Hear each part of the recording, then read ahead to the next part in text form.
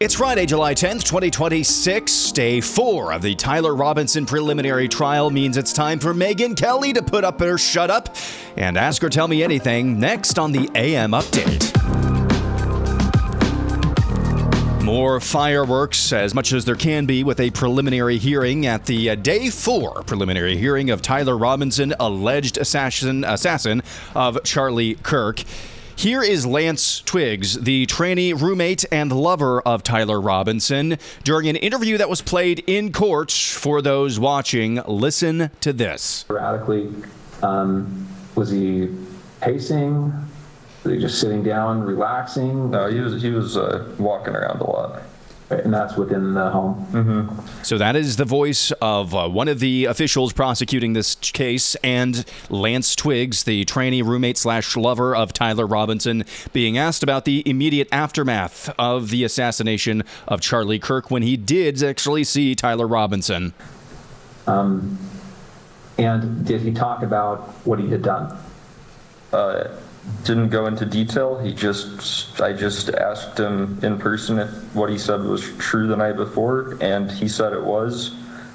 I started crying a little bit and said he wishes he hadn't done it, and then kept going around and just doing stuff, I think, to keep himself busy or distracted or something. Okay. Did he talk about what he was going to do next?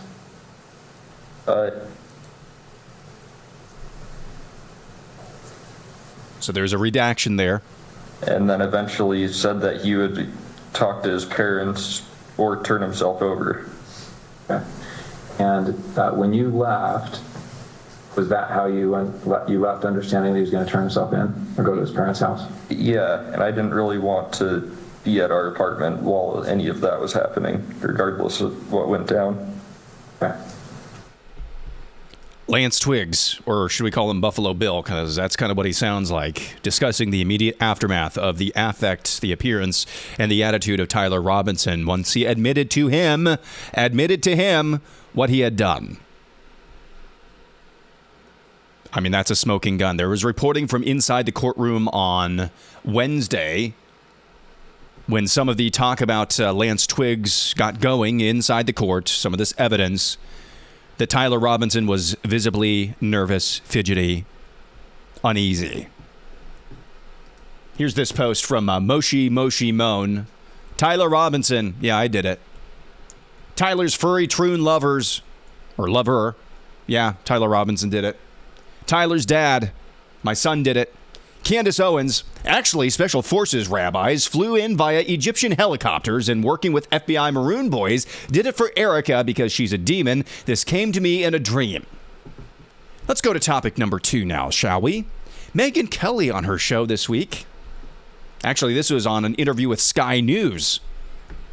Here's what she has to say about the ongoing people who have doubts about the narrative surrounding the assassination of Charlie Kirk. The evidence against Robinson is overwhelming. And I realize a lot of people don't believe it for whatever. There's a whole bunch of reasons why they don't believe it.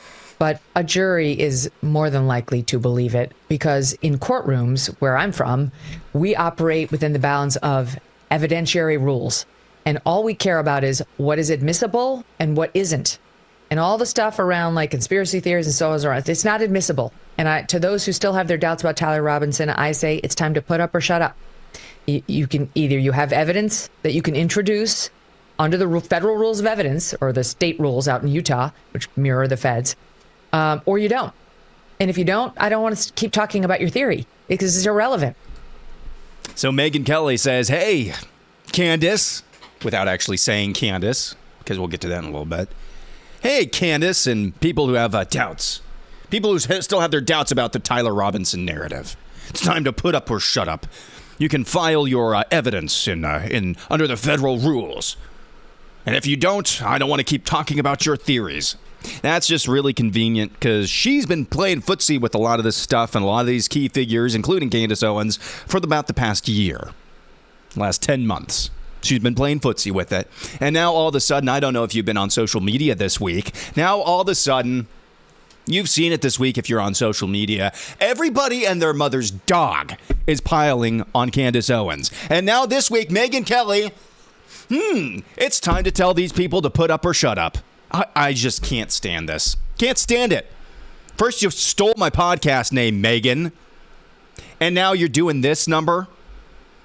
Now you're just, which way is the wind blowing? Oh, that's the way the clicks are going this time. Time to put up or shut up. Cannot stand this. And this is somebody, I used to like Megyn a little bit. Kind of in her intervening period between NBC and her independent venture.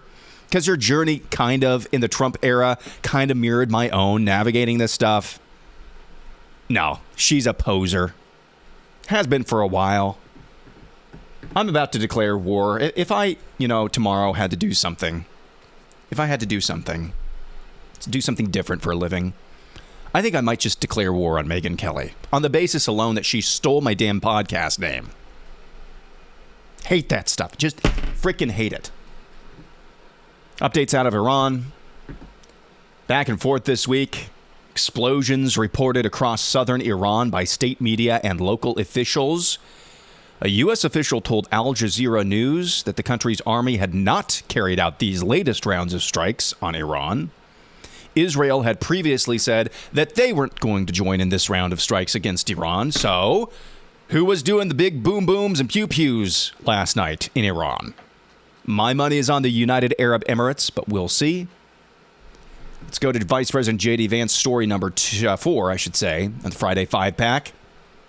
He's been beating the drum on fraud again and sticking it to the Democrats in terms of where their priorities lie. From their Democrat counterparts is that right now the Democrats don't even pretend to be fighting for you. Now, we could disagree, for example, about what should the police department's budget be. That's a reasonable, rational conversation for Republicans and Democrats to have. That's not the conversation that we're having. We're having the conversation about whether we support our police officers, which is what Republicans want to do, or whether we abolish police departments, which is what the Democrats are proposing to do. We can talk about what our exact immigration level should be. Of course, reasonable minds are going to disagree. But that's not the debate that we're having. The Democrats that are running today are running on abolishing ICE and opening up the American southern border. We can disagree. We can disagree about tax policy and what the optimal tax rate should be. That's not what they're doing. The Democrats are running on confiscating your money and giving it to fraudsters and illegal aliens. They openly brag about fighting not for you, but fighting for some of the worst human beings that exist anywhere in the world. So there's Vice President JD Vance at an event this week on fraud. He is the fraud czar of the White House. Once again, drawing some very striking differences and bold colors when it comes to whom the Democrats prioritize and prize and what they're actually fighting for. The difference couldn't be, of course, any more stark, and he's absolutely right about all of this. My fear is, at least in the near term, that as long as the whatever you want to call it, the cost of living, cost of participation remains high, it's not going to make much of a difference. Let's go to this one. Spencer Pratt, upstart LA mayoral candidate, released a 10-minute explainer video on just what's broken with Los Angeles elections. He says he gets asked often, hey, why don't you ask for a recount? And about this 3 or 4 minute excerpt, we'll see how long it goes here.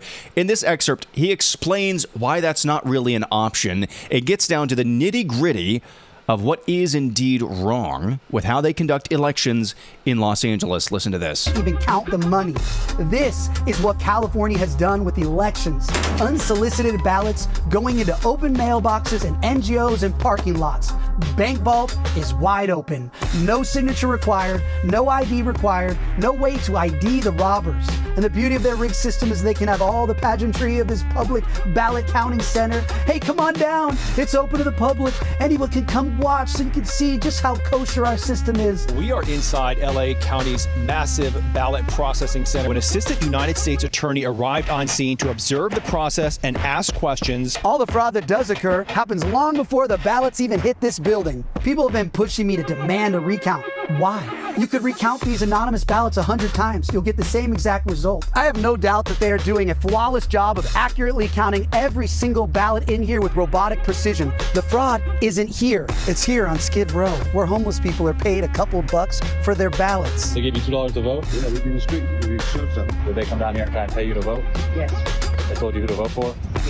Since I'm voting your way, can I get a plate? You know what I mean? It's here where socialist street animals go door to door and violate the ballot harvesting laws. People bring up the old communist adage often attributed to Stalin saying, it's not who votes that counts, it's who counts the votes. No, this is the modern era of fraud. They've gotten wise. The modern communist agrees with the old communist, but just the first part. It doesn't matter who votes. It doesn't matter if it's a drug zombie being paid for their ballot. It doesn't matter if it's a DSA socialist street animal filling out your ballot. It doesn't matter if it's a blue-haired intern at a Nithya Raman-funded NGO filling out the ballots. The bank vault is wide open. The cameras have been removed, and there's no way to count the money. Now, for those of you who wanted me to fight the election, for those of you who thought I was quitting or I was bought off to step aside and quietly disappear, I'll remind you, there's a smart way to handle these things and a dumb way. Evidence is not proof. I don't say things without proof. Now, anyone saying that there's no evidence of fraud is lying. There's tons of evidence, and I was the one who got it. All those videos that you saw of homeless people admitting that they were paid for their vote, where do you think they came from? Immediately after the big spike of votes came in for Nithya, I sent my team down to Skid Row to collect evidence. We were warned by some very well-connected people that this was happening, so we acted on it immediately. But if you want to end this fraud, doing protests and bitching about stolen elections won't get you anything. You need the fraudsters to start catching charges. For that to happen, you need proof. That's what investigators do. They turn evidence into proof with a robust investigation. You think it's a coincidence that 20 FBI agents suddenly descended on Skid Row to investigate vote fraud? Why do you think they were there? You don't get evidence by going to rallies or storming the ballot processing center. You get evidence by doing real work. And the first rule of criminal investigation is you do not talk about it. Here's the reality. It's too late for my campaign. So, a lot of people refuse. What you just heard there from Spencer Pratt, do you think Los Angeles is the only locale what he spelled out there is actually happening in? Do you think that's the only place that that's happening in? Of course not. Of course not. This was precisely, I think, word for word, my fear going into this election. For all the talk about Skid Row and the zombies that you heard Spencer Pratt talk about there, this was exactly my fear, that it doesn't matter how good of a campaign you run when there's an NGO out there with $500 that will buy 1,000 votes, or $1,000 that'll buy 2,000 votes. You get the picture, just a couple of bucks a vote. All these druggies are strung out. They're zombies. They're just looking for the next fix. And if that $2 gets them closer to the next fix, then yes, they will vote for Nithya Raman. Of course they will. And then what he says there, crucially, stop bitching and moaning about this. Stop complaining about it. Real change happens, hopefully, when there's prosecutions and examples are made out of. This guy continues to impress me a lot. He's not going anywhere. Also, like I said, when we come back, it'll be your turn to ask or tell me anything, including submissions from Patreon. All that and more coming up next.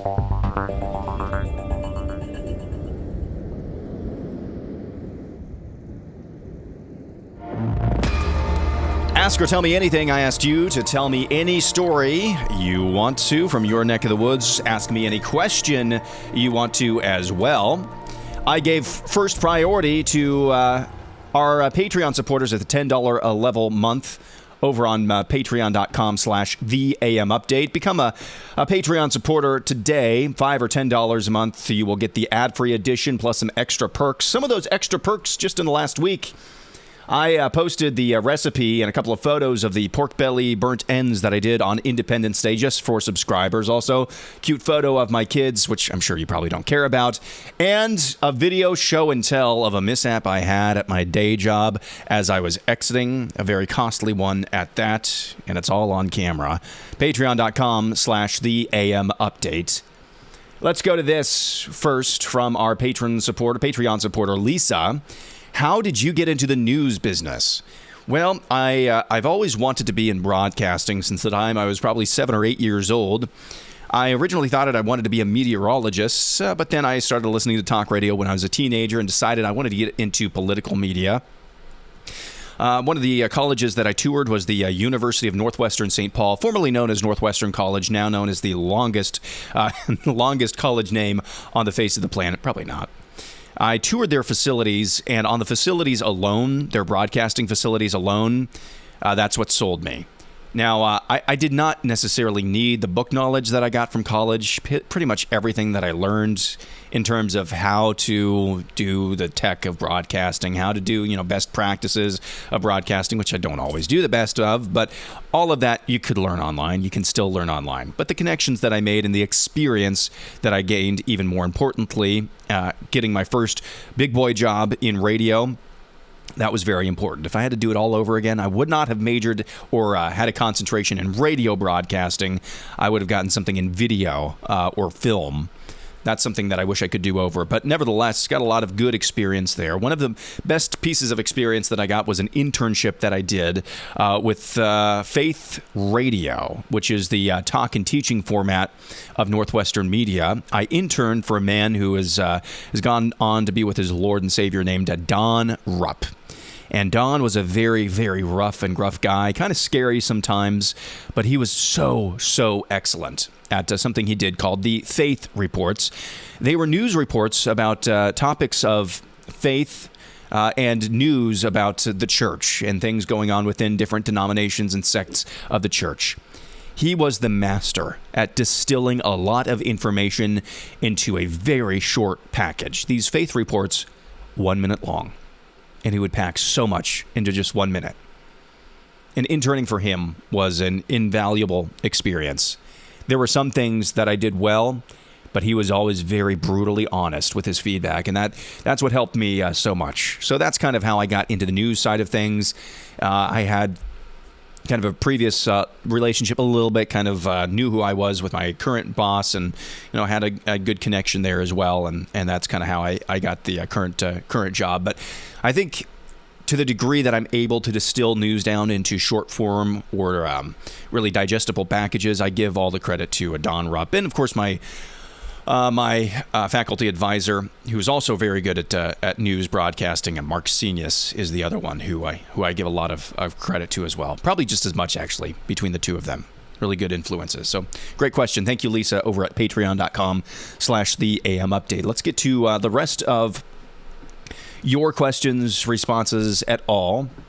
Let's begin with this from Michael Castro. Why are you trying so hard to get Candace hurt? Sounds to me if somebody took down Candace, you guys would be cheering just like the libs did for Charlie. All respect and credibility for your show is completely gone. Man, Candace has taught you well, Michael. You truly are a disciple of Owenstown, the cult of Owenstown. One of the things that Candace Owens does almost flawlessly every time she opens her microphone for her show is the work of rhetorical, trying to think of the right term here, rhetorical finality. Let's just call it that. Epistemic finality, as I think the term that Jeremy Boring used earlier this week. The constant use of the word obviously. I mean, it's obvious. It's obvious that the Egyptian plains had something to do with this. I mean, it's obvious now. It's obvious. It's obvious. Now, sometimes I say the word obvious. I always try to follow it with obvious to me. Am I trying to persuade you in that moment? Maybe I am, maybe I'm not. But I always try to put that qualifier on there. If something is obvious, it's obvious to me. What that does is kind of inject a little bit of humility, a little bit of CYA for me as well. But when Candace and her disciples use it, it's always with a final epistemic, meaning this is the final word. Obviously. Tucker Carlson does this a lot as well. Look what you did here, Michael. Why are you trying so hard to get Candace hurt? I've never said a syllable in my life that I want Candace Owens to get physically harmed. Never. You did. But you stated in such a confident way that the debate is over. Michael Castro, you are a wonderful disciple of the cult of Owenstown. Just terrible. Just terribly. I'm sorry. Just wonderfully.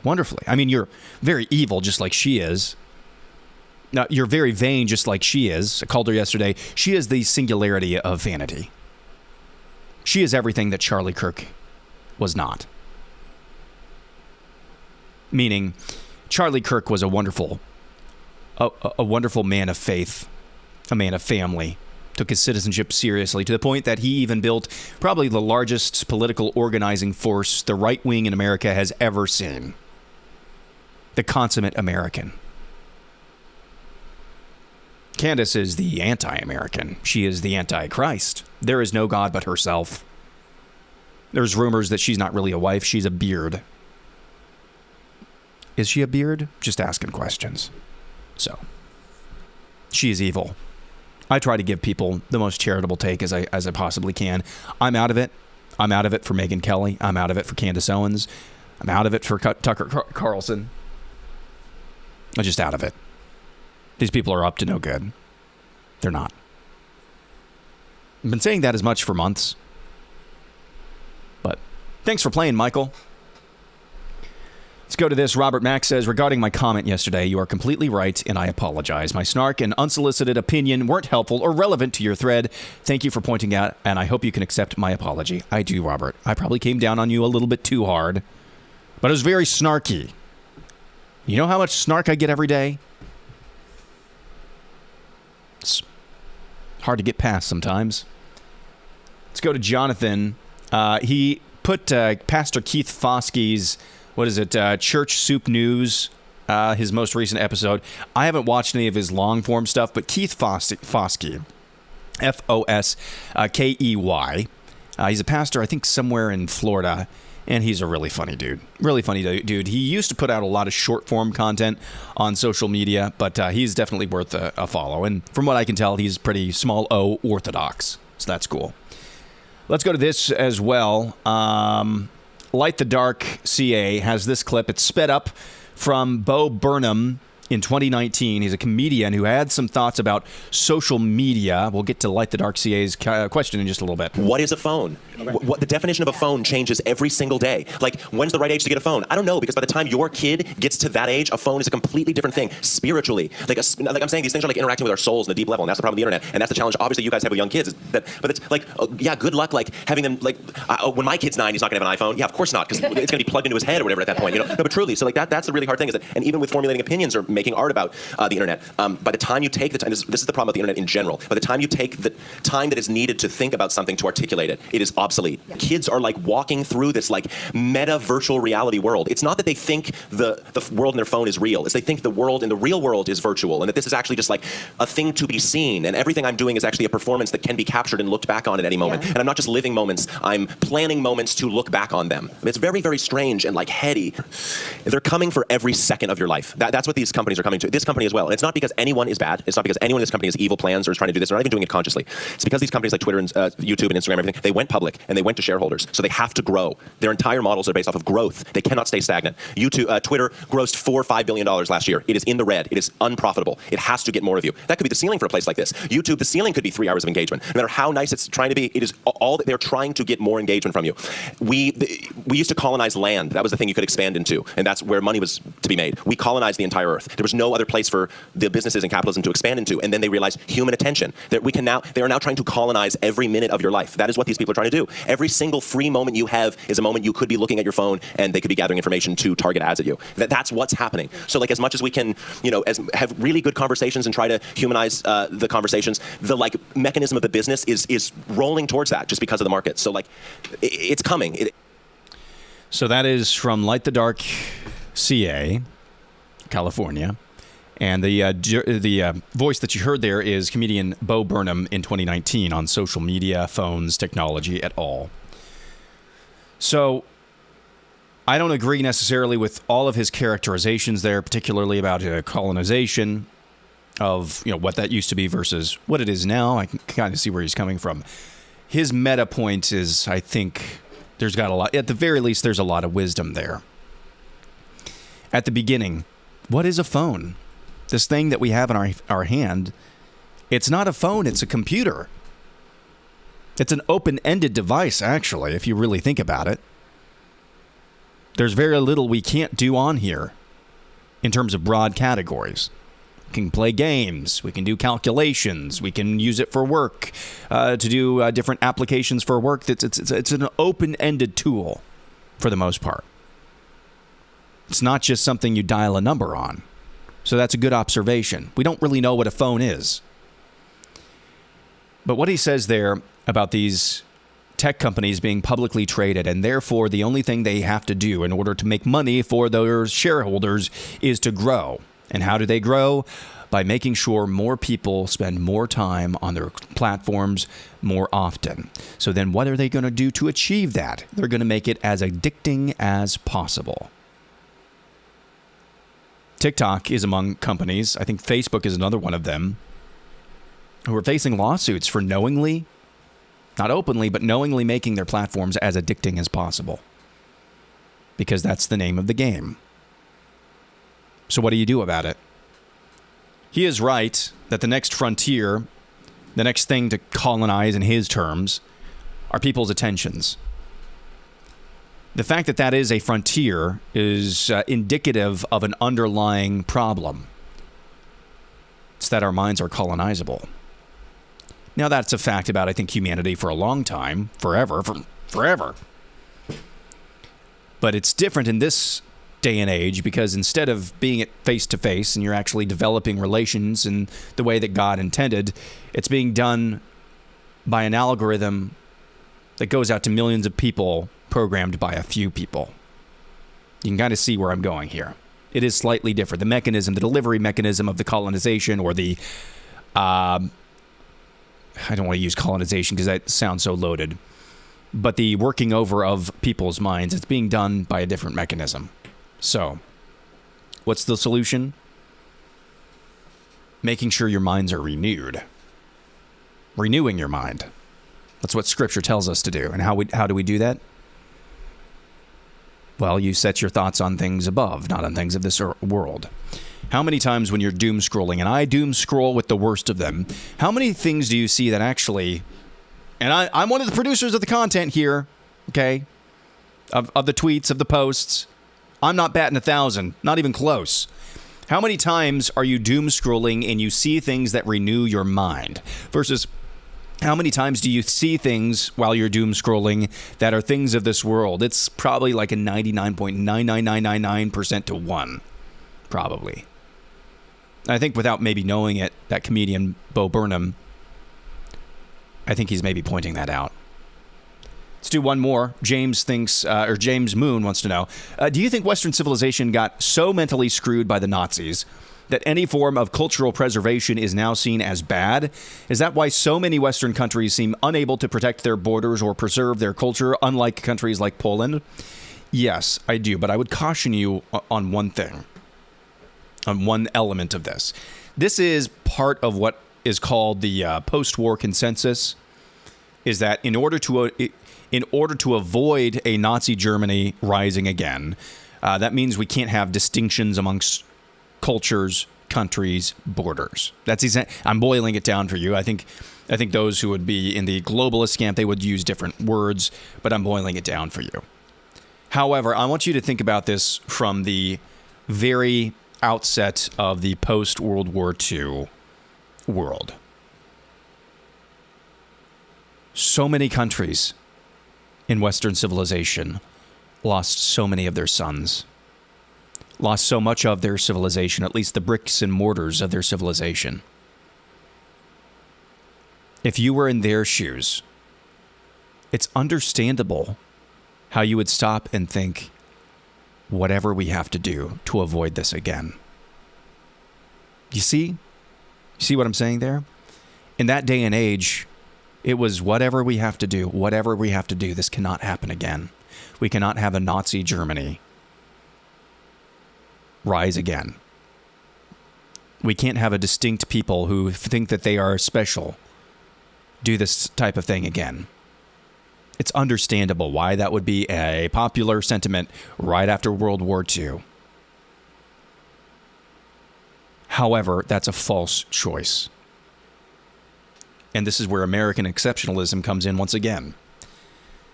This anniversary that we just celebrated for the 250th time last weekend.